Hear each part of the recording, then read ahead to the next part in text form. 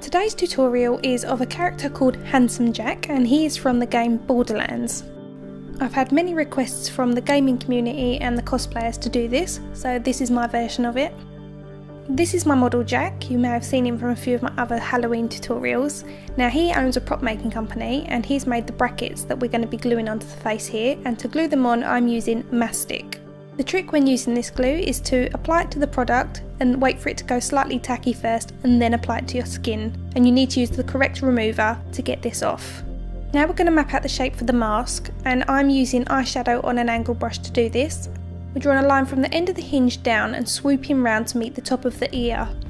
I'm placing a dot in the centre of the forehead in between the brackets, and then I'm going to draw a line from the top of the left bracket down to meet that dot. And then we're going to draw a line from that middle dot up to the top of the right bracket, and that's giving us a shallow triangular shape, which is the top of the mask. And now we need to mimic the other temple, so we're drawing a line from the end of the bracket swooping round to meet the top of the ear. Handsome Jack has quite a heavy brow, so we need to put a bit of shadow in, so we're going to create this by drawing another small triangle across the bridge of the nose and up to a point from the beginning of the brows. And then we're going to map in a new eyebrow shape, because Handsome Jack has got quite defined high arched brows. To really help us get this shape, we're going to block out the outer half of Jack's eyebrows. To do this, I'm using FX wax, which I got from Charles Fox in Covent Garden. I've combed Jack's eyebrow hair so it faces in one direction, and then using the spatula I'm smoothing the wax over the outer half of the eyebrow hair. I'm using my thumb to cover the hair that I don't want in the wax, and then I'm using my spatula just to drag the wax down the remaining hair that I do want covered. I don't know if you can see, but the hair I've chosen is from the arch of Jack's eyebrow downwards. Once all the wax is smooth and there's no excess left on the skin, we're going to use this sealant by Crowlin, and this is going to seal the wax in place so that we can apply product over the top of it. Now when you're working with this, if you want a smooth finish you need to work quickly, so smooth it straight over and then leave it alone. Now applying Supracolour foundation to the forehead. I'm using a foundation for two reasons. I want it to look very characterised, so we want to take out Jack's natural skin pigment. And the other reason I'm using foundation is because we're going to be applying false frown lines to the forehead using eyeshadow. Now eyeshadow over cream works really well if you haven't set the cream, because you can blend and it makes light work of the shading, so you don't have to keep going backwards and forwards to get a nice gradient. The colour of Handsome Jack's mask is hard to describe. It's like a stone colour but with slightly yellowy appearance to it. So I've mixed two Supracolours together. The bulk of the colour is 521, which is like a creamy yellow shade, and then I've put in a hint of 517, which is like a dark grey shade. I've mixed those colours on the back of my hand to warm them up, and then I'm using a buffing brush by Real Techniques just to buff that over Jack's face. I'm working in circular motions and blending the colour out. I'm using a concealer brush to paint in the lines that we've created for the mask, and I'm following down the temple, down past the ears to the jaw, and then I'm going in a straight line from the end of the jaw to the chin, so it looks like the mask has been put onto Jack's face and it doesn't go down his neck. Using that concealer brush, we're going to pat that colour onto the brows that we've blocked out, so this is going over the sealant. You want to use a patting motion because you want to lay the colour down and you want to build the colour up. You don't want to drag the colour because otherwise the brow hair will just show through again. Once you've done a layer, we're going to use translucent powder on a cotton pad and we're going to push that over the top. And this is going to set that foundation in place. Then we're going to go back in with our concealer brush and apply another coat of the foundation. And then we're going to do the same process again, taking the cotton pad dipped in the translucent powder and pressing that over the eyebrow. And this is going to set that in place and stop it from moving all day. If you have any excess powder, just use a soft brush just to dust that off. Now we're going to take that foundation around the eyes. Don't set the cream on the eyes until the last minute, because cream on the eyelids does tend to crease because of the warmth. So you'll want to set that last minute. An alternative for this to prevent the creasing would be to use a face paint of a similar colour, but you probably will notice the difference. I just like to use a cream and set it, and if it does shift during the day, I just go over it with my finger or a brush and just set it back in place. You can set underneath the eye straight away, that's not a problem as that tends not to crease as much. As you can see, I really pack the powder on, push it in place and then dust the excess off, and I find this lasts all day. Handsome Jack's lips are the same colour as his mask. I think it goes over the entire face, so don't forget to coat your lips. I like to use a concealer brush just to get into the cracks of the lips because you don't want any of your natural skin colour coming through. The best way to do this is to smile so you can get right in there, and then again use a translucent powder to set that in place.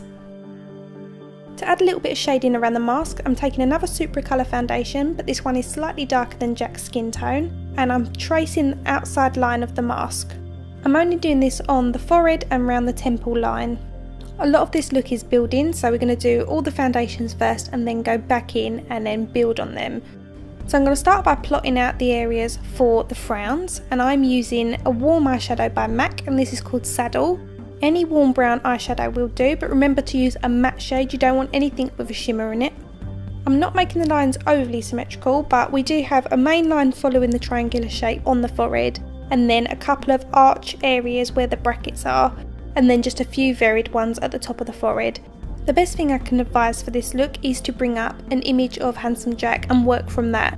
There are a few varied images, so just choose one that you feel that you're capable of copying and go from there. I'm relining the top of the mask using a matte black eyeshadow.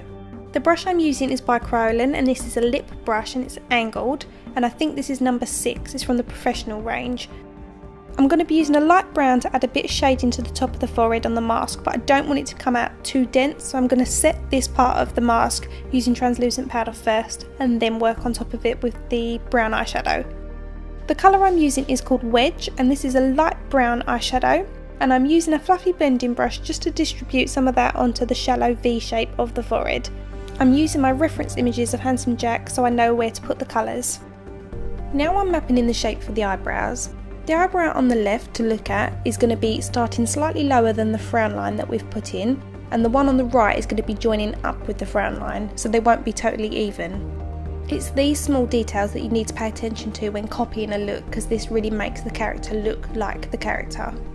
So I'm going over the line that we mapped out for the eyebrows earlier, and I'm using a matte brown eyeshadow for this. We're going to fill in the whole entire brow with the matte brown first, and then we're going to outline those eyebrows with a mix of matte black and matte brown together, and this will give us a really intense dark brown shade.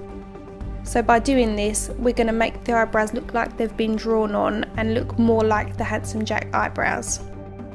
Here on a pencil brush, I'm taking the Wedge eyeshadow, which is the light brown, and I'm creating more of a shadow in the frown line area here between the eyebrows, and this is going to create a little bit more depth to this area. I'm also adding some shading underneath the bracket on both sides of the forehead, and this is going to make the mask part of the face look more three-dimensional. On my angled lip brush, using the matte brown shade, I am mapping in a crease for the eye, and then I'm using my pencil brush just to soften that and create a little bit more of a shadow appearance to it. Now I'm redefining that line between the eyes, and this is a line that separates the bridge of the nose from the forehead. And I'm also darkening the frown line between the eyebrows in the little triangular shape. As you go along and progress with these looks, you'll notice that you need to keep going over certain areas that need more depth or need to look a bit more prominent. I'm adding a couple more lines to the top of the forehead, and then I'm going back in over some of the ones I've already applied and just deepening them and making them a little bit more shaded. As I did before, I'm mixing the matte black and matte brown together, and I'm placing it underneath the bracket, and this is going to create a shadow appearance. I'm dragging some matte brown from the inner corner of the eye towards the nose, and then I'm taking that same colour in a very straight line down the bridge of the nose towards the top of the nostrils. Handsome Jack has got a lot of shading down the sides of his nose, and this is going to be the foundation for this shading.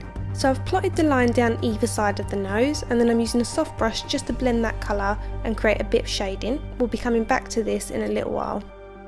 I'm creating some definition to the rest of the mask, so I'm adding a few dark lines underneath the eyes and then blending them, and again this is going to create shadow, and this is going to make the mask look like it's set on the face.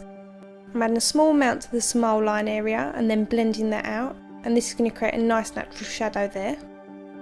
In keeping with making the mask look like it's wrapped around Jack's face, we're going to draw a line down from where the end of the eyebrow is to follow the cheekbone. I'm not going to take the colour any lower than in line with the bottom of the ear. Instead, I'm going to use the brush just to drag that colour down over the cream product towards the chin, meeting where the bracket is.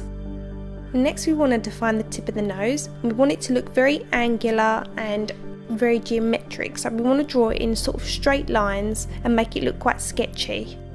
We're going to be coming back to this and going over this with a darker eyeshadow, so for now we're going to soften these lines, but we've got the basic shape there. Next I'm drawing 2 lines down the philtrum and doing a light amount of shading just in between those. To make Jack's lips look a little bit more like Handsome Jack's, I'm adding a slight curve to the very ends of them, and this is just going to pull the lips up slightly, making them resemble Handsome Jack's a little bit more. And then I'm also going over the top of the lips with a brown eyeshadow, just around the circumference of them.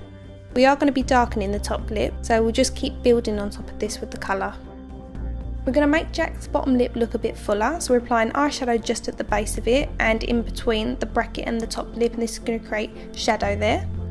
To enhance the three-dimensional appearance of the mask, I'm using a light brown eyeshadow down the side of the face. Handsome Jack's jaw is quite squared off, so we're going to do the same with Jack's. At the first line of the bracket, we're going to draw a line either side on the chin. Then at the top corner of the square we've created, we're going to draw a line at a slight angle following the shape of the jaw.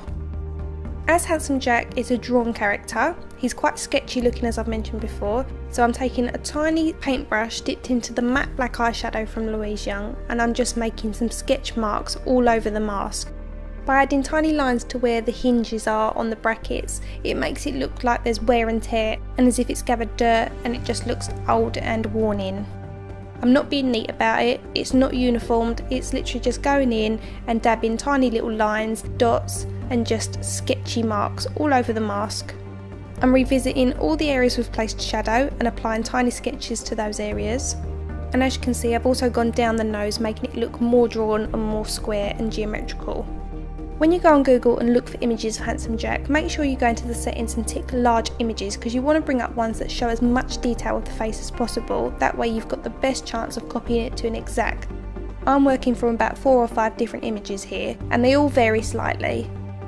Now I've got most of the sketchy parts of the mask done, I'm looking at the reference images and then looking back at my one and seeing where it needs to be darker or more defined. So I'm going back in with the dark and light eyeshadow and just placing in more depth to different areas of the face and just making it resemble as much of the reference images as possible.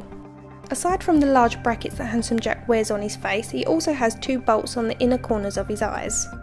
So for ease and comfort, I'm just going to paint these on with the silver from the Supra colour palette. These are really effective because they're really metallic and they really reflect well. For the hair, I already put a white stripe through Jack's hair and I used the white Supra colour to do this. And I also painted in some dark lines through the hair just to make it look more drawn in the flesh. In the reference images of Handsome Jack, his hairline is very defined by dark shadow. So using a dark matte brown eyeshadow, I'm drawing in choppy wave marks around the hairline, and then I'm using a fluffy brush to blend in that brown to any of Jack's visible scalp. And then like I did with the eyebrows, I'm going around the outside edge of this with the dark brown mixed with a little bit of the black. To complete the look, we need to incorporate the ears and also the neck. So I'm following the natural contours of Jack's ears using the angle brush with the matte black eyeshadow. I also set the eyelids with a matte eyeshadow to stop them from creasing. I did this last minute. And then we popped in 2 coloured contact lenses, one green and one blue as Handsome Jack wears, and we got these from camoeyes.com, and I will put their link in the description bar. I really do hope you've enjoyed this one, it's a bit different. Thanks for watching. If you missed any of my previous tutorials, you can click here and they will take you to those, and you can also follow me on Facebook, Twitter and Instagram.